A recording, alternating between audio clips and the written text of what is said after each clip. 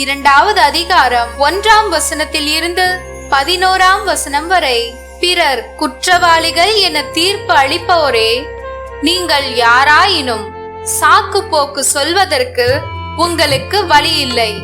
ஏனெனில் பிறருக்கு எதிராக தீர்ப்பளிக்கும் போது நீங்கள் உங்களுக்கே தண்டனை தீர்ப்பை அளிக்கிறீர்கள். தீர்ப்பளிக்கும் நீங்களே அந்த தீர்ப்பை பெறுவதற்கான செயல்களை செய்கிறீர்களே. இத்தகையவற்றை செய்வோருக்கு கடவுள் அளிக்கும் தீர்ப்பு நீதி வலுவாதது என்பது நமக்கு தெரியும். இவற்றை செய்வோர் மேல் தீர்ப்பளிக்கும் நீங்களும் இவற்றையே செய்து வருகிறீர்கள். நீங்கள் மட்டும் கடவுளின் தீர்ப்பிலிருந்து தப்பித்துக் கொள்ளலாம் என நினைக்கின்றீர்களா?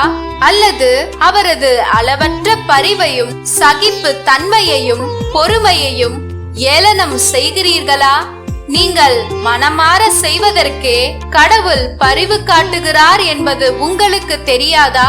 உங்கள் கடின உள்ளம் உங்களை மனம் மாற விடவில்லை. ஆகையால் கடவுளின் சினமும் நீதி தீர்ப்பும் வெளிப்பட வேண்டிய நாளில் உங்களுக்கு வரப்போகும் தண்டனையை சேமித்து வைக்கிறீர்கள். ஒவ்வொருவருக்கும் அவரவர் செயல்களுக்கு ஏற்ப கடவுள் கைமாறு செய்வார். மன உறுதியோடு நற்செயல் புரிந்து மாட்சி மாண்பு அழியாமை ஆகியவற்றை நாடுவோருக்கு அவர் நிலைவாழ்வு வழங்குவார்.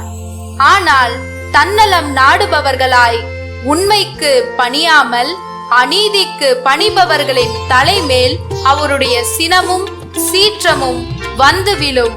முதலில் யூதருக்கும் பிறகு கிரேக்கருக்கும், அதாவது தீமை செய்யும் எல்லா மனிதருக்குமே வேதனையும் நெருக்கடியும் உண்டாகும். அவ்வாறே முதலில் யூதருக்கும் அடுத்து கிரேக்கருக்கும், அதாவது நன்மை செய்யும் அனைவருக்குமே பெருமையும் மாண்பும் அமைதியும் கிடைக்கும். ஏனெனில் கடவுள் ஆள் பார்த்து செயல்படுவதில்லை என்றார்.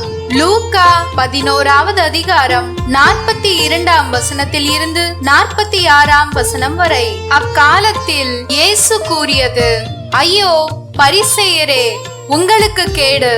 நீங்கள் புதினா, கரியிலை மற்றும் கீரை செடி வகைகள் எல்லாவற்றிலும் 10 பங்கை காணிக்கையாக படைக்கிறீர்கள். ஆனால் நீதியையும் கடவுளின் அன்பையும் பொருட்படுத்துவதில்லை. இவற்றை தான் கடைபிடித்திருக்க வேண்டும். ஆனால் அவற்றையும் விட்டு விடலாகாது. ஐயோ பரிசேயரே, உங்களுக்கு கேடு! தொழுகை கூடங்களில் முதன்மையான இருக்கைகளையும் சந்தை வெளிகளில் மக்கள் வணக்கம் செலுத்துவதையும் விரும்புகிறீர்களே. ஐயோ உங்களுக்கு கேடு! ஏனெனில் நீங்கள் அடையாளம் தெரியாத கல்லறைகள் போல் இருக்கிறீர்கள்.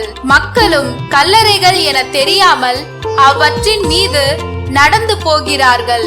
திருச்சட்ட அறிஞருள் ஒருவர் அவரை பார்த்து, போதகரே, இவற்றை சொல்லி எங்களை இழிவுபடுத்துகிறீர் என்றார். அதற்கு அவர், ஐயோ திருச்சட்ட அறிஞரே, உங்களுக்கு கேடு!